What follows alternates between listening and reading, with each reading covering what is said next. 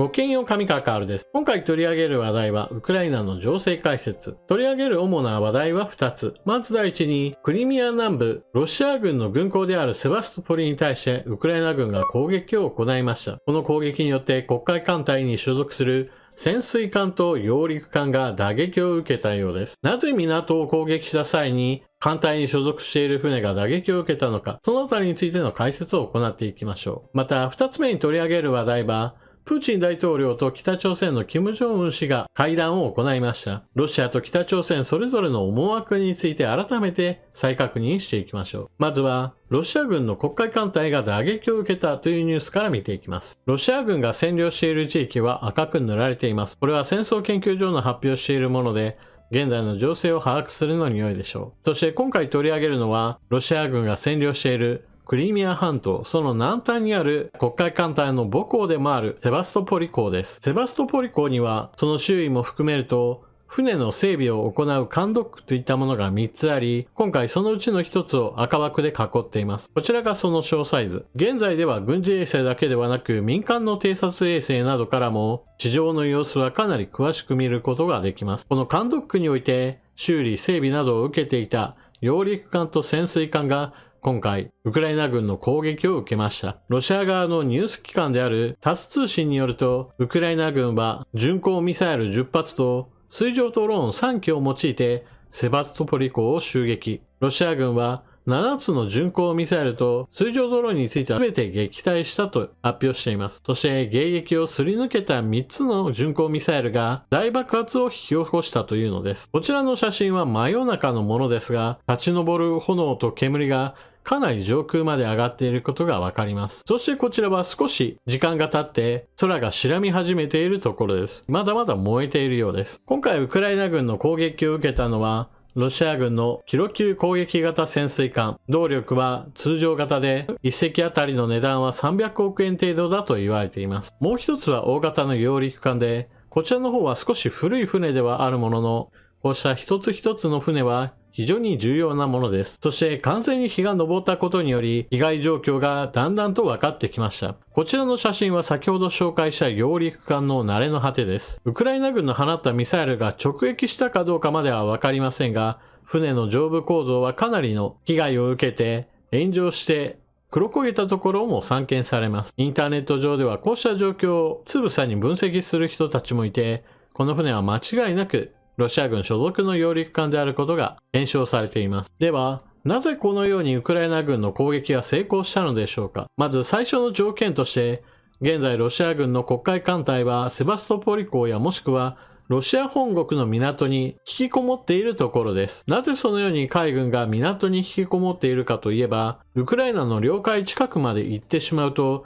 ウクライナ軍が開発した対艦ミサイルネプチューンなどによって撃沈されてしまう可能性があるからです。その実例はすでに存在していて、黒海艦隊の旗艦であったモスクワは、ウクライナ軍によって攻撃を受け、すでに黒海の底に沈んでいます。それ以来、ウクライナ軍は対艦ミサイルネプチューンの性能を PR するなどして、それだけでロシアの黒海艦隊がもう領海内に近づいてくることを抑止することに成功しているのです。ですから港には、ロシアの黒海艦隊の船が様々留まっているところで、ある程度攻撃がしやすいというわけです。さらに、以前解説しましたが、ロシアの黒海艦隊がそうして港から出てこないことによって、ウクライナ軍がこの海域での支配権を取り戻しつつあります。その一つの証拠として現れたのが、海上基地のウクライナ軍による奪還です。ロシア軍は海上基地をレーダーや通信施設として軍事利用していましたが、艦隊が周囲を守ってくれなくなったことにより、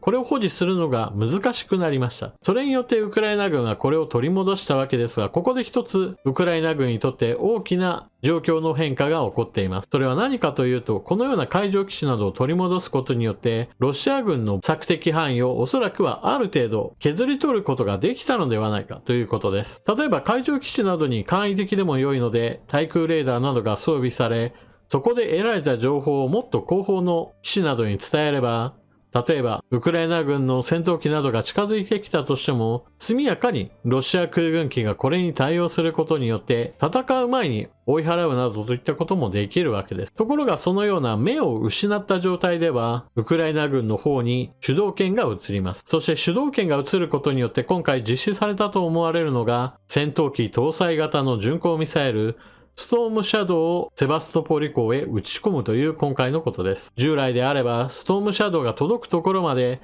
ウクライナ軍の戦闘機が安全に近づくのは難しかったことでしょう。なお、上部構造がかなり損傷している揚陸艦なのですが、ロシア国防省は時間がかかったとしても、これを修理復旧させるというような発表を行っているようです。しかし、損傷したこの船を再びセバストポリで修復していると、また次の攻撃がやってきて、今度こそ修復不可能なほど破壊される危険性があります。また、現在被害状況が明らかになっていない潜水艦について言っても、ロシア側の報道機関がすでに損傷していること、それ自体は報じています。あとは損傷具合がどれほど深刻なのか、それとも修復可能なレベルなのかは注目されます。もしもロシアの潜水艦を完全に使い物にならないようにしたというのであれば、これは300億円の兵器を完全に潰したことにもなりますし、セバストポリ港に黒海艦隊がとどまるのもかなり難しいでしょう。今回このような攻撃を受けたことにより、このままとどまり続けると、ウクライナ軍のミサイルにしてみると標的艦が並んでいるような状態に陥ってしまうからです。ロシア軍としては、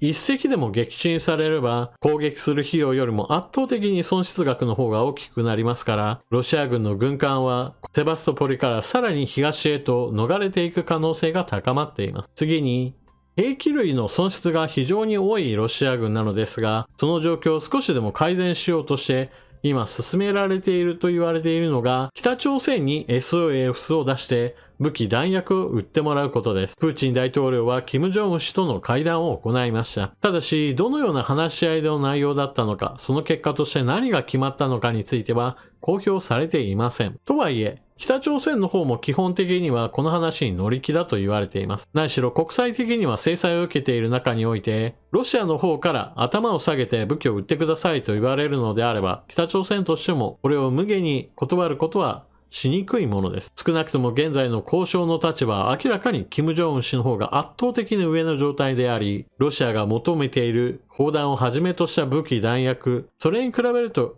北朝鮮の側が求めるのは原子力潜水艦の建造技術であるとか、偵察衛星の製作や運営ノウハウ、その他 ICBM などに使われるロケット技術などについての改善点の要望など、一般的に言われているような国民が苦しんでいるから食料をロシアに求めるなどという話とは全く異なる要求がされているだろうと言われています。交渉の中身から言えば圧倒的にロシアの方が不利なわけですが、それでもなおプーチン大統領は今なんとかこの場を改善するために、金正恩氏の求めにかなり応じる可能性があります。一つ一つの要素が絡み合って、今回の攻撃の成功につながったのではないかというのが私の見立てです。例えば、ウクライナが対艦ミサイルネプチューンを開発したことによって、ロシアの黒海艦隊の旗艦モスクワを撃沈することにつながった。そしてそのように旗艦を撃沈したことによって、それ以外の船がウクライナの領海近くまでやってくるのが困難になった。それに伴って軍艦の持っていた防空網といったものがクリミア半島まで引っ込んで守りきれなくなった海上基地をウクライナ軍が奪還。海上基地にあったレーダー施設の機能などをウクライナ軍が奪取し、ロシア軍の目を奪った。そして索敵能力を失ったロシア軍は巡航ミサイルストームシャドウを搭載した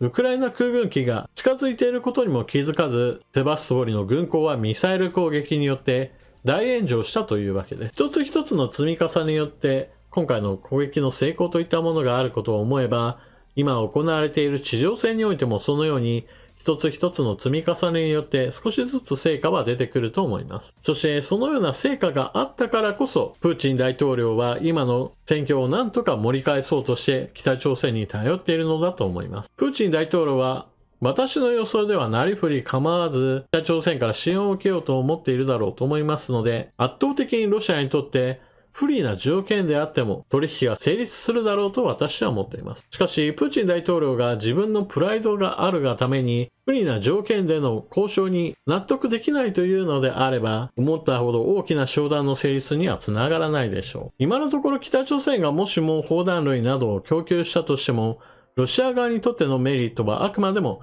時間稼ぎの面しかないというのが、例えばイギリスなどからの分析で上がってきています。しかし、このような話はどちらかというと、私たち日本の立場から見た場合において、北朝鮮の得るものが大きければ大きいほど、この後の厄介さが増してしまうという問題を抱えています。ロシアはどんなに頭を下げても北朝鮮から得られるのはせいぜい砲弾や占領地での労働者獲得ぐらいなものです。ところが北朝鮮の方は原子力潜水艦の建造技術などを手に入れる可能性があり、そのようなことをすれば核ミサイルを積んだ船が日本海どこかに先行して核ミサイルを隠し通してしまうなどということが起こってしまうわけで、今後の安全保障問題に日本はもっともっと気を使わなければならなくなってしまいます。このように国際情勢というのは非常に物理的には遠い場所に起きた出来事であっても、回り回って私たちの身近にも影響を与えるものなのです。だからこそロシアによる侵略を成功させてはいけません。そのようなことをすれば、